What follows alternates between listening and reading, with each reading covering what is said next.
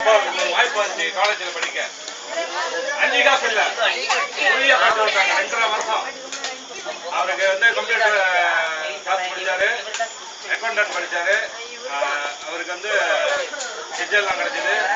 இப்போ அங்கே சைடிங் எஸ்டேட்டில் வந்து ட்ரைனிங் வேலை செய்கிறாரு.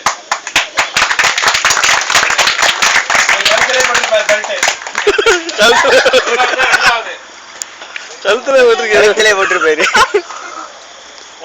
பாஸ் ஆயிட்டாங்க.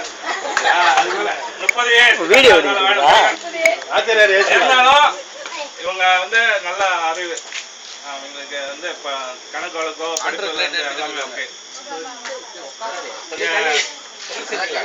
இப்போ வந்து இப்போதைக்கு கிளாங்க வேலை செய்யறாங்க. ஓகே, இவங்க 3வது ரொம்ப படிக்கிறாங்க. அவங்களே கஷ்டப்பட்டு படிக்கிறாங்க.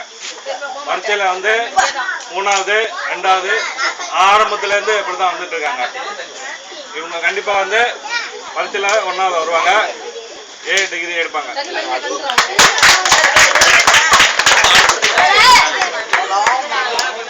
இவரு 4வது ஸ்கூலுக்கு போடுற பச்சை பெல்ட் தான் வச்சிருக்காரு. ஸ்கூலுக்கு போடுறது. இவரு படிப்பு கொஞ்சம் கம்மி தான்.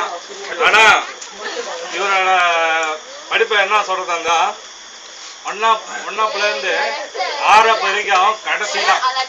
இவர் கூட 11 பேர் படிச்சாக்கா 11வது வருவாரு. கடைசி வரைக்கும் விட்டு கொடுக்க மாட்டாரு இடத்த. கைத்தொழில் இருக்கு, இன்னும் கதை இருக்கு.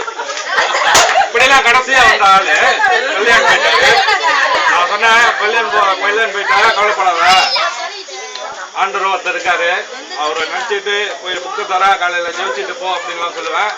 கல்யாணம் 3வது வந்திருக்காரு. இந்த வருஷத்துக்குள்ள போட்டு மாத்தாரி இருக்கிறாரு.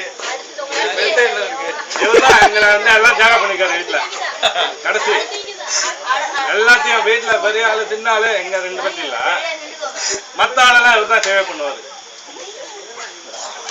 வீட்டு பாடம் எல்லாத்தையும் அவர் படிக்க சொல்லாரு, இவர் படிக்க மாட்டாரு.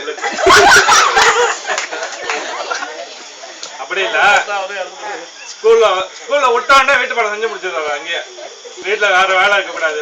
ஒரே ஒரு வேலை வந்து விளையாட்டு மட்டும் தான். சாதிக்கலாம்.